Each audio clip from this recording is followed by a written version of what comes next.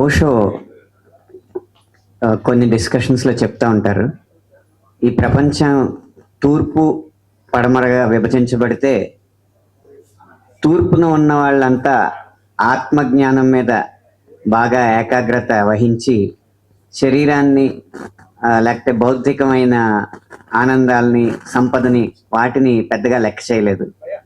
అలాగే పడమర ఉన్న వారంతా శరీరాన్ని, బౌద్ధికమైన సంతోషాలని, సంపదని, విజ్ఞానాన్ని, వీటిని ఎక్కువగా గొప్పగా చూసి ఆత్మజ్ఞానాన్ని సరిగ్గా వాళ్ళు చూడలేదు, విస్మరించారు. అందువల్ల ఒక చోటేమో యజమాని గొప్పగా ఉన్నాడు కానీ ఇల్లు బాగలేదు, ఇంకో చోట ఇల్లు చాలా గొప్పగా ఉంది కానీ యజమాని బాగలేదు. ఏది జరిగినా కూడా ఇల్లు పాడైపోద్ది, ఆ యజమాని పాడైపోతాడు.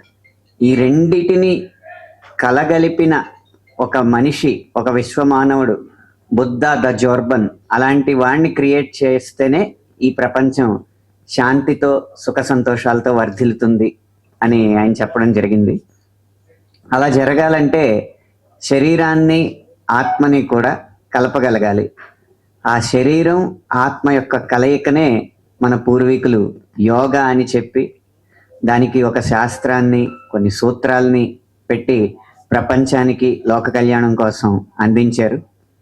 వారు అప్పుడు అందించిన ఏది ఎప్పుడు గుర్తింపు పొందాలో అప్పుడే గుర్తింపు పొందుతుంది. కాబట్టి ఉదాహరణకి అన్నమయ్య గారు 450 సంవత్సరాల క్రితం కీర్తనలు కూర్చున్నా కానీ పిబిఆర్కే ప్రసాద్ గారు వెలికి తీయడం వల్ల 1980 దశకంలో మనకి అన్నమాచార్య కీర్తనలు మన మధ్యకు వచ్చినాయి. అలాగే ఇప్పుడు పాలకుల్లో కాస్త అంకిత భావం, దేశం పట్ల భక్తి, దేశమే మొదట అన్న నమ్మకం వారిలో ఉండడం వల్ల మన దేశం ఈ ప్రపంచానికి ఏమి ఇచ్చిందని ఆలోచించి ఈ ప్రపంచానికి ఇంటలెక్చువల్ ప్రాపర్టీస్ కానీ, పేటెంట్ రైట్స్ కానీ అందుకోకుండా, ఆశించకుండా యోగాని మనం కానుగ్గా ఇచ్చాం.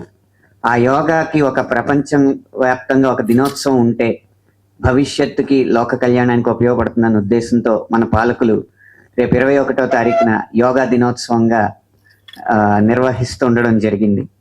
దానిలో భాగంగా ఒక ఆలోచనని ముందుకు తీసుకురావాలి అంటే అది ముందు పాట ద్వారా సాధ్యం అవుతుంది అన్న ఉద్దేశంతో అశోక్ గారు, రాధాకృష్ణ గారు యోగా గురించి ఒక పాట చేయిద్దామని నన్ను సంప్రదించడం జరిగింది.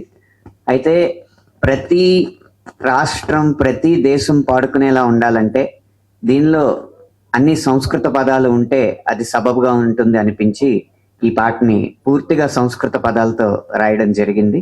అందువల్ల అది దేవభాష అవడం వల్ల యోగా ఏ దైవం నుంచి అయితే పుట్టిందో ఆ దేవుడి శబ్దమే ఈ యోగా పాట వినిపిస్తుందన్న ఒక సంకల్పంతో ఈ పాట రాయడం జరిగింది. అది ఆంధ్రప్రదేశ్ ప్రభుత్వం వారిచే ప్రథమ బహుమతి అందుకుని రేపు ప్రదర్శించబడడం చాలా సంతోషంగా ఉంది.